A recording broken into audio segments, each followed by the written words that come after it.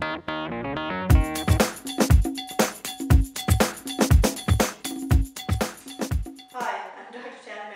Mayfield Vet Clinic. We are doing a video blog for some parasite questions. There's a question from Bob Clinch. Is a medication such as Sentinel or a similar topical solution all that is required to prevent tick bites? Technically, Sentinel does not stop tick bites because Sentinel is actually just for fleas, and the flea has to bite for the Sentinel to work, and it actually acts as a birth control for the flea. It doesn't do anything for ticks. So that would be my first choice if you were worried about tick bites. Some of the other topicals will work fine for the tick, but the tick still has to bite, but it will kill the tick, so it cannot bite anything else. Therefore, it's not going to be in your house biting other people in the house. So that, Bob, that would not be what I use for ticks, but for fleas, it does work pretty good to clean up the environment, as well as controlling fleas at home. The next question we have is from Heidi Duthright. I've been reading that rose geranium essential oil helps keep ticks away. What say you? What we say is the rose geranium oil probably will repel ticks, but it can be dangerous to your cats. So we're not specifying whether you're using it on your dog or your cat, but any essential oils can be toxic to cats. So because they don't metabolize like dogs do, then we end up with some problems that even in contact with your dog, if your cat likes your dog and licks the stuff off the dog, it may be enough to make the cat sick. So I wouldn't recommend it for that reason. It may repel ticks. It probably does work well on people, but same idea, you may get a rash. You may get some other problem from the oil itself. On your clothing, probably not a big deal. But if you're putting it on the dog or on the cat will lick it off, and then the cat will be the one that's going to have problems with it. So I would stick to something that's more designed for the animals and is a lot safer to use on their skin. And that's the end of my question. All right, so I'm going to respond to first Amanda Jo Furrow's questions. I'll just read out what she said and then answer as best as I can. Have you ever felt or heard that ticks prefer one host over another?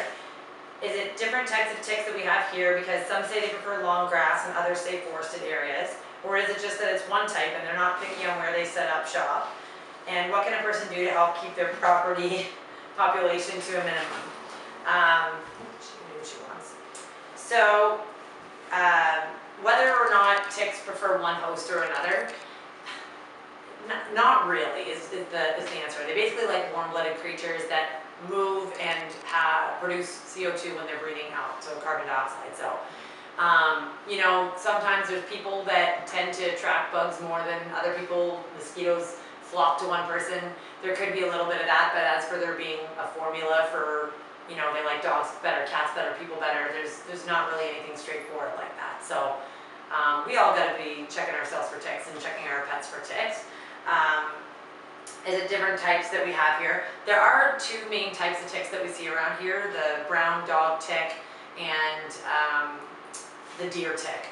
So both types of those ticks can carry Lyme disease. They're not as clear on whether the brown dog tick spreads Lyme as readily as the deer tick, but they both can carry the disease and therefore can have the potential to spread it. So it's not really that important which tick you're dealing with. If you see a tick, it should be taken off. So, you know, trying to figure out which one it was and whether to worry about whether that one has Lyme or not probably isn't worthwhile. It's better to worry, you know, no matter which one it is and just be safe. In terms of what areas they prefer, that they do actually prefer both tall grass and wooded areas. So that's why you might be hearing different things from different people, but those are both areas you want to be really careful in, and you know, they'll drop down from trees or they'll climb up on your ankles and things like that when you're out in those types of areas. So you know, you really should be careful in everything like that. Either stay covered or be really good about checking yourself and your pets after they've been in those areas. The other thing about if you do find any ticks is you can have them sent away to find out whether those ticks were carrying Lyme disease. You can bring them into the clinic and pay a shipping charge of $6, and we can send it away and let you know the results as soon as we get them that told us whether there was Lyme disease in the tick or not. So that lets you know whether there was possible exposure to the disease. And the final question on here, what can a person do to help keep their property population to a minimum? The only thing that I know that I can tell you is that it's a good idea to keep your grass trimmed as short as possible, so there, it's less likely for there to be tall grass for them to hide within. But any other tips on actual keeping ticks out of your lawn or off your lawn or off your property, you might want to talk more so to like a landscaper or something like that, because I don't have much information on that front. The only other question that I'm going to answer is one from Ashley Waring Parker that says, does a tick ever look and attach like a scab, or does it always have legs sticking out from its body?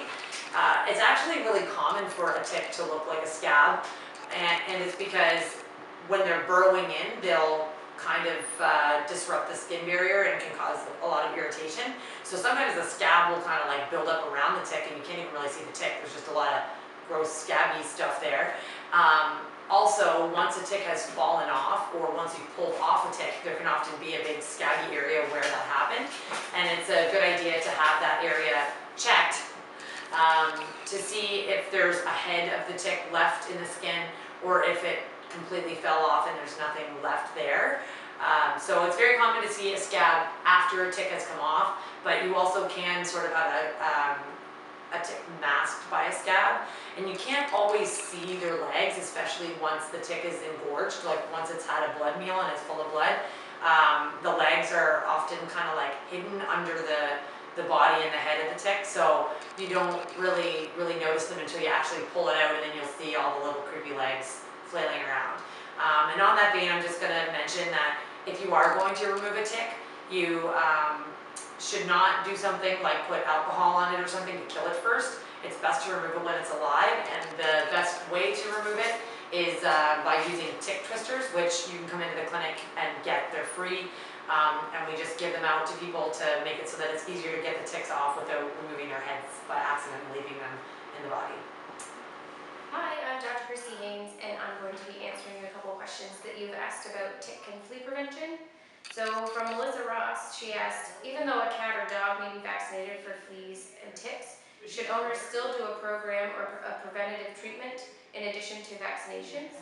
So there is no vaccine currently for cats. There is a vaccine for dogs, but it only prevents against the specific species of ticks that carry the Lyme disease bacteria. So the earlier you find a tick on your pet, the better it is for the pet. So remove it as quickly as possible. Ticks usually take 36 to 48 hours to transmit disease.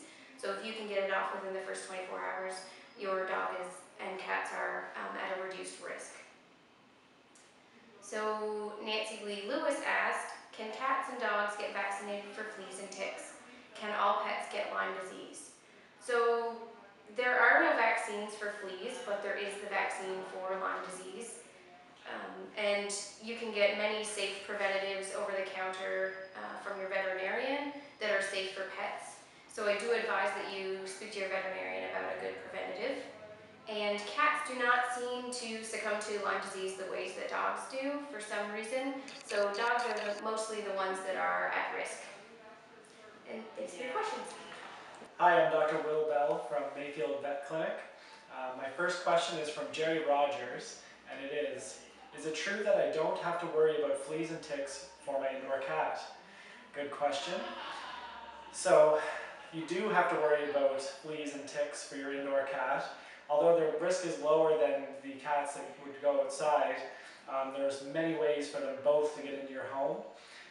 So the main reason would be that the larval or egg stages can easily be trapped in on your shoes, they can stick to your pants, they can come in on other dogs or cats that might be in your home, or even if you visit a friend who has dogs or cats, you can bring it into your own home that way.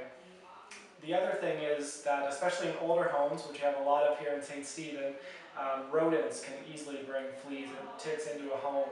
And if your cats go into the basement or catch any of those animals, they can certainly get them from them. Just on a side note, they're also very at risk for internal parasites inside your home as well. They don't need to go outside to get worms. One main one being the tapeworm, which they can catch from especially mice and rodents that are in your house. And those tapeworms can also be inside with fleas. So if they get fleas, eat the fleas while they groom themselves, they can get tapeworms from those. So again, excellent question, and you should definitely worry about them for your indoor cats. The next question that I have, it's pets that sleep in beds, can ticks get on us? And how do we remove one if we find it? Again, an excellent question. So ticks can certainly get on you. Even though they go on your pet, they may not decide to attach to them. They may kind of crawl off and can find their way to you. What we highly recommend is to use what's called a tick twister. So a tick twister is something we have at the clinic here, and you can certainly get one when you come in for an appointment. And it has simple instructions on how to remove the tick, because the most important part is to remove the head while you remove it. As well as you want to try to remove it within the first 24 hours, as the chance of Lyme disease goes up fairly significantly after that. If you can't get to us in 24 hours or can't get a tick twister, they recommend fine needle tweezers. And the tweezers you want to grasp as close to the head as possible and a smooth pull. You don't want to jerk or twist with tweezers. Another note is, if you have a tick on yourself, you should certainly contact public health or your own physician to see what they tell you to do about that. Thanks for the question.